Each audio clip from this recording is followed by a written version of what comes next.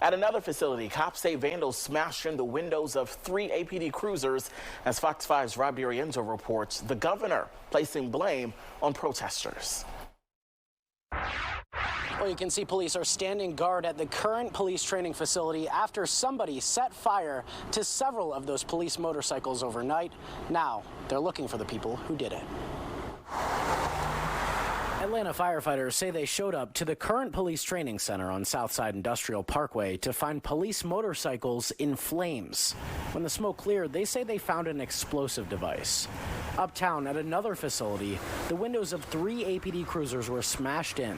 Cop City will never be built! Governor Brian Kemp blamed Stop Cop City protesters who are against the building of a new police training center.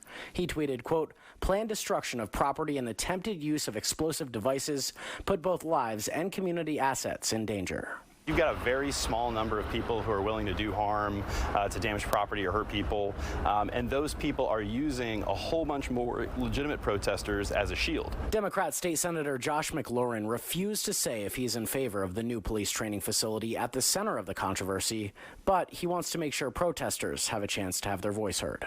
When protesters clash with law enforcement, whether it's local APD or state officials, state agencies like the GBI and GSP, my priority is just to make sure that everyone's constitutional rights are being protected. He pointed to the arrest of an elderly protester in front of a Home Depot the other day, along with serious charges for others who have been arrested. 3.5 dozen of us have domestic terrorism charges, despite not injuring one person throughout all of our activism.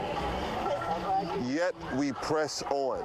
At the scene of the bike burning, Fox 5 did see federal agents with the Department of Homeland Security.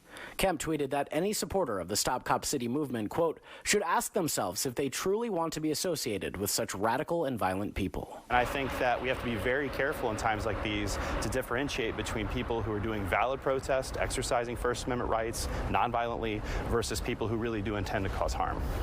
And in that tweet, Governor Kemp vowed to work with local, state, and federal agencies to bring the vandals into custody, but still, no arrests.